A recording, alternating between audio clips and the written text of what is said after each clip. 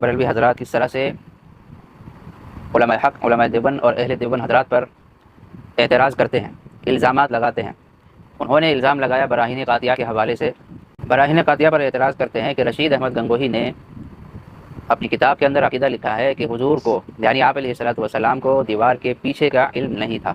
اسی عبارت کو بریلوی حضرات بہت زیادہ ہائی لائٹ کرتے ہیں اور کہتے ہیں کہ دیوبندیوں نے گستاخانہ عقائد گڑھ لیا ہے کہ اللہ کے نبی کو دیوار کے پیچھے کا بھی علم نہیں تھا۔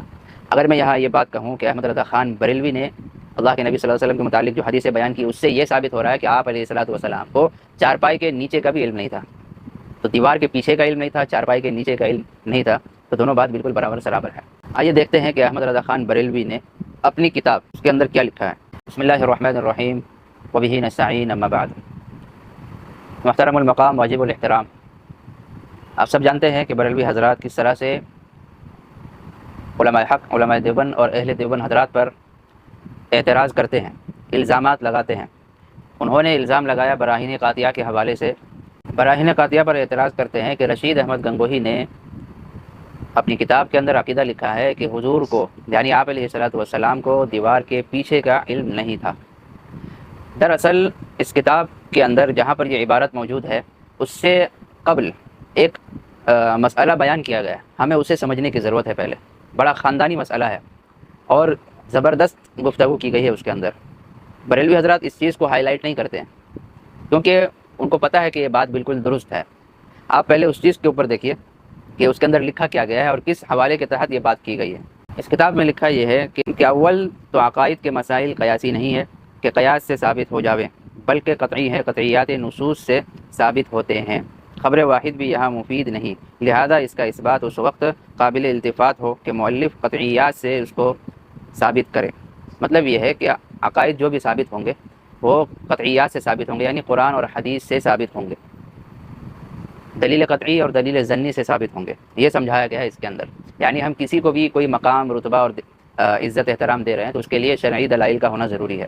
جیسے حضرت موسیٰ علیہ الصلوۃ والسلام، حضرت خضر ہے، ان دونوں کا آپس میں جب ملاقات ہوئی تو ان میں افضل کون تھا؟ حضرت موسیٰ کو علم تشریعی دے کر بھیجا گیا، یعنی شریعت کا علم دے کر بھیجا گیا، اور خضر علیہ السلام کو علم تکوینی دے کر بھیجا گیا تھا۔ دونوں اپنے اپنے مقام پر فائز ہیں۔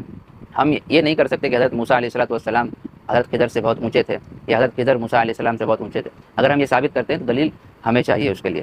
اسی طرح اللہ کے نبی صلی اللہ علیہ وسلم آخری نبی، تو آخری ہمیں معلوم کیسے ہوا؟ قرآن و سنت سے معلوم ہوا کہ یہ آخری نبی ہے۔ اسی طرح آپ علیہ الصلوۃ والسلام کے جو ہم فضائل بیان کرتے ہیں اس کے لیے بھی دلائل قطعیہ کا ہونا ضروری ہے۔ ہم دلائل پر نہ اپنی طرف سے اضافہ کر سکتے ہیں نہ اس میں کمی بیشی کر سکتے ہیں۔ اضافہ کا مطلب یہ ہے کہ ہم آپ علیہ الصلوۃ والسلام کو وہ مقام نہیں دے سکتے جو اللہ تبارک و تعالیٰ کا مقام ہے۔ یعنی آپ علیہ الصلوۃ والسلام کے متعلق یہ عقیدہ رکھنا کہ یہ عالم الغیب ہے، یعنی غیب کا خزانہ انہی کے پاس ہے۔ اسی طرح یہ عقیدہ رکھنا کہ یہ بگڑی بناتے ہیں، دعائیں سنتے ہیں اور ہر جگہ حاضر اور ناظر ہے، یہ عقائد باطل ہے بالکل، کیونکہ یہ اللہ تبارک و تعالیٰ کے اوصاف ہیں۔ اللہ تبارک و تعالیٰ ہر جگہ حاضر ناظر ہے اور اللہ تعالیٰ عالم الغیب ہے، غیب کا خزانہ اسی کے پاس ہے۔ اسی طرح ہم اس میں حذف و ترمیم بھی نہیں کر سکتے، یعنی آپ کا جو مقام ہے اس میں کمی بیشی نہیں کر سکتے، کٹوتی نہیں کر سکتے، جیسا کہ دیگر لوگوں نے کر رکھا ہے۔ جیسے قادیانی، وہ آپ علیہ الصلوۃ والسلام کو آخری نبی نہیں مانتے، تو ہمیں اس کی بھی اجازت نہیں ہے۔ قرآن و سنت سے، دلائل قطعیہ سے جتنی بات واضح ہے، جتنے فضائل بیان کیے گئے ہیں اسی کے اوپر ہمیں اکتفا کرنا ہے۔ یہ خاندانی عقائد اس کتاب کے اندر سمجھائے گئے ہیں جو بریلوی حضرات آپ سے چھپاتے پھرتے ہیں، اور اسی مضمون کے تحت یہ حدیث لکھی گئی ہے کہ خود فخر دو عالم صلی اللہ علیہ وسلم فرماتے ہیں واللہ لا ادری ما یفعل بی ولا بکم، یعنی اس کا مطلب یہ ہے کہ خدا کی قسم مجھے نہیں معلوم، میں نہیں جانتا کہ میرے ساتھ کیا کیا جائے گا، تمہارے ساتھ کیا معاملہ کیا جائے گا۔ اور اسی کے تحت لکھتے ہیں شیخ عبدالحق روایت کرتے ہیں کہ مجھ کو دیوار کے پیچھے کا بھی علم نہیں۔ اسی عبارت کو بریلوی حضرات بہت زیادہ ہائی لائٹ کرتے ہیں اور کہتے ہیں کہ دیوبندیوں نے گستاخانہ عقائد گڑھ لیا ہے کہ اللہ کے نبی کو دیوار کے پیچھے کا بھی علم نہیں تھا۔ اگر میں یہاں یہ بات کہوں کہ احمد رضا خان بریلوی نے اللہ کے نبی صلی اللہ علیہ وسلم کے متعلق جو حدیثیں بیان کی اس سے یہ ثابت ہو رہا ہے کہ آپ علیہ الصلوۃ والسلام کو چارپائی کے نیچے کا بھی علم نہیں تھا، تو دیوار کے پیچھے کا علم نہیں تھا، چارپائی کے نیچے کا علم نہیں تھا، تو دونوں بات بالکل برابر سرابر ہے۔ آئیے دیکھتے ہیں کہ احمد رضا خان بریلوی نے اپنی کتاب اس کے اندر کیا لکھا ہے۔ احمد رضا خان بریلوی اپنی کتاب الملفوظ حصہ صوم کے اندر ایک واقعہ نقل کرتا ہے، اس واقعہ کا مفہوم آپ کو ہم بتائیں گے۔ واقعہ یہ لکھتا ہے، ایک مسئلہ کے تحت لکھا ہے، عرض کتے کا روआ تو ناپاک نہیں، ارشاد صحیح یہ ہے کہ کتے کا صرف لعاب نجس ہے، لیکن بلا ضرورت پالنا نہ چاہیے کہ رحمت کا فرشتہ نہیں آتا۔ حدیث صحیح ہے کہ جبرائیل کل کسی وقت حاضری کا وعدہ کر کے چلے گئے، دوسرے دن انتظار رہا، وعدہ میں دیر ہوئی اور جبرائیل حاضر نہ ہوئے۔ سرکار باہر تشریف لائے، ملاحظہ فرمایا کہ جبرائیل علیہ السلام در دولت پر حاضر ہیں۔ فرمایا کیوں؟ عرض کیا، انا لا ندخل بیتا فیہ کلب او تصاویر، رحمت کے فرشتے اس گھر میں نہیں آتے جس میں کتا ہو یا تصویر ہو۔ اندر تشریف لائے، سب طرف تلاش کیا، کچھ نہ تھا۔ پلنگ کے نیچے ایک کتے کا پلہ نکلا، اسے نکالا تو حاضر ہوئے۔ حضرتان گرامی، یہ ایک مسئلے کے تحت احمد رضا خان بریلوی نے ایک واقعہ نقل کر کے اپنے عوام کو سمجھانے کی کوشش کی ہے۔ اس واقعے سے ہمیں کیا سبق ملتا ہے، آپ ذرا غور کریں گے تو پتہ یہ چلے گا کہ جس وقت حضرت جبرائیل علیہ السلام اگلے دن کا وعدہ کر کے چلے گئے، اگلے دن آپ علیہ السلام انتظار کر رہے ہیں کہ جبرائیل کب آئیں گے۔ یہاں نوٹ کرنے والی بات یہ ہے کہ جو ذات عالم الغیب ہے، جس کو غیب کا خزانہ دے دیا گیا بقول بریلوی حضرات کے، کہ غیب کا خزانہ آپ علیہ السلام کو دے دیا گیا، تو جس ذات کے پاس، جس ہستی کے پاس غیب کا پورا خزانہ ہے، غیب کا علم موجود ہے، اسے انتظار کرنے کی ضرورت کیوں پڑ گئی؟ یہ میرا سوال ہے، آپ لوگوں سے اس کا جواب دیجیے۔ جب وہ ذات عالم الغیب ہے تو اسے انتظار کرنے کی ضرورت نہیں ہونی چاہیے، ان کو تو پتہ ہونا چاہیے پہلے سے کہ فلاں وقت فلاں جگہ پہ آنے والے ہیں، لہذا ابھی انتظار کرنا نہیں ہے مجھے۔ پہلی بات یہ۔ دوسری بات یہ ہے کہ جب جبرائیل علیہ السلام حاضر ہوئے، لیکن در دولت پر حاضر ہوئے، تو آپ علیہ السلام باہر نکلے اور دیکھا کہ جبرائیل وہاں کھڑے ہیں، تو آپ علیہ السلام کو اس بات کا بھی علم نہیں ہوا کہ جبرائیل بجائے میرے گھر کے اندر تشریف لانے کے وہ در دولت پہ کھڑے ہیں، وہاں پہ آئے ہوئے ہیں۔ تو اس بات کا علم کیوں نہیں ہوا؟ آپ کو کیوں نہیں پتا کہ جبرائیل ڈائریکٹ جو ہے در دولت پہ آئیں گے؟ اچھا، دوسری بات یہ ہو گئی۔ تیسری بات یہ، جب آپ علیہ السلام نے پوچھ لیا کہ جبرائیل ایسا کیوں، تم میرے پاس آنے کے بجائے تم اتنے فاصلے پہ کیوں ہو، تو جبرائیل علیہ السلام نے وجہ بتا دی کہ میں اس گھر میں نہیں آتا جس گھر میں کتا ہو یا تصویر ہو، رحمت کے فرشتے نہیں آتے جس گھر میں کتا ہو یا تصویر ہو۔ تو آپ علیہ السلام کو یہ بھی نہیں پتا کہ چارپائی کے نیچے ایک کتا کا پلہ پڑا ہوا ہے۔ جب گھر میں آئے، تلاش کیے تو کچھ ملا نہیں، جب چارپائی کے نیچے دیکھا تو چھوٹا سا کتا کا پلہ تھا۔ یہ تو میرا سوال یہ ہے کہ آپ علیہ السلام اتنے بے خبر کیسے ہو گئے؟ جو ذات عالم الغیب ہے، جس کے پاس غیب کا خزانہ ہے، وہ ذات کو معلوم ہی نہیں کہ ان کے چارپائی کے نیچے کتا کا پلہ آیا ہوا ہے۔ تو اس سے پتہ یہ چلتا ہے کہ وہ عالم الغیب نہیں تھے۔ جتنا اللہ تبارک و تعالیٰ غیب کی خبر ان تک پہنچاتے، وہ لوگوں تک پہنچاتے، لوگوں کے سامنے بیان کرتے۔ جو اللہ تعالیٰ ان سے مخفی رکھتے تو وہ نہیں جان پاتے، ان کے علم میں یہ بات نہیں آتی تھی۔ تو اس سے علم غیب کی بالکل نفی ہو گئی، اور یہ واقعہ احمد رضا خان بریلوی خود اپنے ملفوظ کے اندر لکھتے ہیں، اور اس سے یہ سبق بھی ہمیں ملتا ہے۔ ورنہ جو ذات آپ غور کریں عالم الغیب ہو، اس کو پتہ بھی ہوگا کہ بھائی میرے چارپائی کے نیچے کتا کا پلہ آیا ہوا ہے، اسے نکال دیتے وہ فوراً، اور ان کو یہ بھی پتہ ہونا چاہیے کہ جبرائیل در دولت پہ کھڑے ہیں، لیکن ان کو کسی بات کا علم نہیں، اور ان کو سوال کرنے کی ضرورت پڑی کہ جبرائیل ایسا کیوں۔ ٹھیک ہے، اب آ جاتے ہیں ہماری عبارت کے اوپر کہ ہم لوگوں نے جو لکھا ہے وہ عبارت کہ اللہ کے نبی کو دیوار کے پیچھے کبھی علم نہیں تھا۔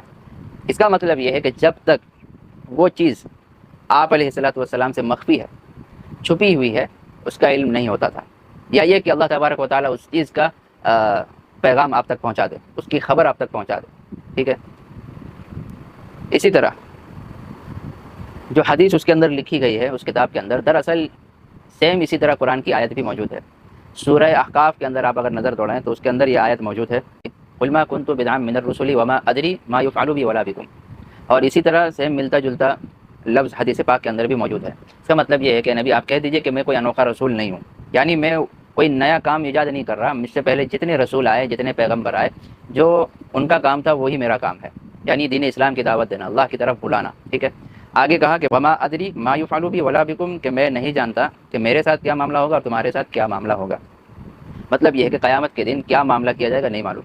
اسی آیت کے تحت علامہ ابن کثیر رحمۃ اللہ علیہ حدیث پاک نقل کرتے ہیں کہ حضرت عثمان ابن مظعون رضی اللہ تعالیٰ عنہ جب یہ بیمار ہو گئے، ان کا انتقال ہو گیا، تو ام علا ایک خاتون تھی جنہوں نے آپ علیہ الصلوۃ والسلام سے بیعت کی تھی۔ اس وقت جب حضرت عثمان ابن مظعون رضی اللہ تعالیٰ عنہ ان کو کفنایا گیا تو اس خاتون نے کہا کہ میں گواہی دیتی ہوں کہ اللہ کی رحمت ہو آپ پر، اللہ تبارک و تعالیٰ نے آپ کے ساتھ کرم کا معاملہ کیا۔ تو آپ علیہ الصلوۃ والسلام نے اس کے یہ جملہ سننے کے بعد ارشاد فرمایا تھا کہ تمہیں کیسے معلوم کہ اللہ نے اس کے ساتھ کرم کا معاملہ کیا؟ تو اس خاتون نے کہا کہ مجھے معلوم نہیں ہے۔ پھر آپ نے جو ارشاد فرمایا وہ قابل غور ہے۔ آپ علیہ الصلوۃ والسلام نے ارشاد فرمایا تھا کہ ان کے پاس ان کے رب کی طرف سے اچھی حالت میں موت آئی ہے، میں ان کے لیے خیر کی امید کرتا ہوں، اللہ کی قسم مجھے نہیں معلوم، حالانکہ میں اللہ کا رسول ہوں، کہ میرے ساتھ کیا کیا جائے گا۔ اور یہی الفاظ اس کے اندر بھی موجود ہے، واللہ ما ادری وانا رسول اللہ ما یفعل بی۔ کیا فرمایا؟ یہ قابل غور بات ہے۔ یہ حدیث صحیح بخاری کے اندر موجود ہے۔ آپ نے فرمایا کہ میں امید کر سکتا ہوں کہ حضرت عثمان ابن مظعون کے ساتھ اللہ تبارک و تعالیٰ خیر کا معاملہ کریں گے، کیونکہ موت جو ہے اچھی حالت میں آئی ہے۔ اور آگے فرمایا کہ مجھے یہ تک نہیں معلوم کہ میرے ساتھ کیا معاملہ کیا جائے گا، یعنی آپ کو بھی اس کا علم نہیں ہے۔ جی آگے صحیح بخاری کی ایک روایت ہے جس میں الفاظ اس طرح ہے، ما ادری وانا رسول اللہ ما یفعل بی، میں اللہ کا رسول ہوں، اس کے باوجود مجھے نہیں معلوم کہ ان کے ساتھ کیا کیا جائے گا۔ تو محترم ناظرین گرامی، آپ کو اس بات کا علم ہو گیا ہوگا کہ اتنی ساری احادیث اور آیتوں کا بیان کرنے کا مقصد صرف یہی ہے کہ آپ علیہ الصلوۃ والسلام عالم الغیب نہیں ہے۔ احمد رضا خان بریلوی نے جو واقعہ نقل کیا اس سے بھی غیب کا کوئی عطا پتہ نہیں چلتا، یعنی اس سے بھی کوئی غیب ثابت، بلکہ غیب کی نفی ہو رہی ہے، اس واقعے سے غیب کی نفی ہو رہی ہے، ٹھیک ہے۔ اسی طرح ہمارے اکابرین نے جو عبارتیں نقل کی ہے کہ آپ کو دیوار کے پیچھے کا علم نہیں تھا، تو صحیح بات ہے، اللہ نے مخفی رکھا، آپ کو اس کا علم نہیں تھا کیونکہ آپ عالم الغیب نہیں تھے۔ اسی طرح دیوار کے پیچھے کا علم نہیں تھا اور چارپائی کے نیچے کا بھی علم نہیں تھا آپ علیہ الصلوۃ والسلام۔ تو اس میں کوئی نئی بات نہیں ہے، یہ ہمارا عقیدہ ہے اور قرآن و سنت سے بالکل ثابت ہے کہ اللہ کے نبی کو اللہ نے جتنا غیب کی خبر دی ہے، جتنی خبر دی ہے اتنا ہی آپ علیہ الصلوۃ والسلام جانتے ہیں، نہ اس سے زیادہ جانتے ہیں نہ اس سے کم جانتے ہیں۔ لیکن یہ رضا خانی حضرات، ان کو صرف موقع چاہیے کس طرح سے علماء حق کو بدنام کیا جائے، اور مکمل بات ان کی پیش نہیں کرتے یہ لوگ۔ جس بات کے اندر وہ کوئی مثال دیتے ہیں، اوپر نیچے کی مثال دے کر سمجھاتے ہیں، اسی مثال پہ یہ اعتراض کر بیٹھتے ہیں، حالانکہ مثال پہ اعتراض نہیں ہونا چاہیے۔ جو چیز سمجھائی جا رہی ہے، مثال تو ایک سہارا ہے نا، سپورٹ کے لیے دی جاتی ہے، سمجھانے کے لیے دی جاتی ہے مثال، مثال پہ اعتراض کرنا ہی یہ کسی بیوقوف کا کام ہے۔ اللہ تبارک و تعالیٰ آپ تمام حضرات کو ایسے جاہلوں سے آپ کی حفاظت کرے جو آپ کے ذہن و دماغ کے اندر علماء حق کی برائیاں بیٹھا رہا ہے، آپ کے ذہن و دماغ کے اندر ان کی نفرتیں گھولنے کی کوشش کر رہا ہے۔ وما علینا الا البلاغ۔